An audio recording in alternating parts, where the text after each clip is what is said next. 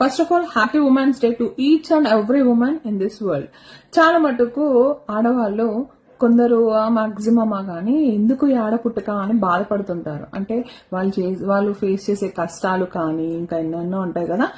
So నేను చెప్పిన ఒకటి, మనమే గ్రేట్. అలా మనం అనుకుంటేనే బ్రతకగలుగుతాం. మనకున్నంత ఓపిక ఎవరికైనా ఉందా? ఆలోచించండి. మనలాగా మగవాళ్ళు చేసుకోగలుగుతారా? లేదు కదా. మనకున్నంత ఓపిక ఎవరికి ఉండదు. అండ్ జన్మనిచ్చే శక్తి కూడా మనకే ఉంది, అవునా? హోల్ ఫ్యామిలీని మెయింటైన్ చేసే కెపాసిటీ మనకే ఉంది, అవునా కదా? ఆలోచించండి. సో ఎప్పుడు కూడా అలా మనకు మనమే డిగ్రేడ్ చేసుకుని అస్సలు బాధపడకండి. ఆడవాళ్ళు ఇంకెవరైనా సరే ఎవరి టాలెంట్ వాళ్ళకు ఉంటుంది. ఎప్పుడు ఒకరితో కంపేర్ చేసుకుని అస్సలు బాధపడకండి. అందం విషయంలో కానీ టాలెంట్ విషయంలో కానీ. అండ్ టాలెంట్ విషయానికి వస్తే మాత్రం టు బి ఫ్రాంక్, ఎవరి టాలెంట్ వాళ్ళకి తెలుసా?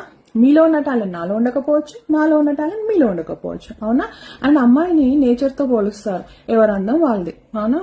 సో అమ్మాయి అంటేనే అదృష్టం. ఇంకొకసారి ఏ అమ్మాయి కూడా నేను ఎందుకు ఇలా ఉన్నాను, నా లైఫ్ ఎందుకు ఇలా ఉంది, ఎందుకు ఇలా అయిపోయింది, పాస్ట్ ఈజ్ పాస్ట్, జరిగిపోయింది, గతం గత, ప్రజెంట్ ఏంది అని ఆలోచిస్తూ గెట్ ఆన్ అవ్వడమే, మూవ్ ఆన్ అవ్వడమే మనకున్న ఆయుధం అనుకోవాలి, ఓకేనా? ఏది జరిగినా మన మంచిగా అనుకోవాలి, మంచిగా కాదు.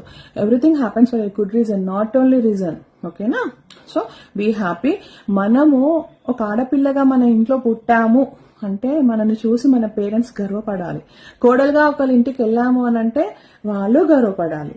సో తల్లిగా ఇన్ని పొజిషన్స్ తీసుకుంటున్నాం కదా.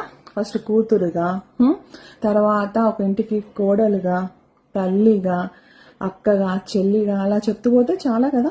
సో మన రోల్ చాలా important. Once again happy women's day.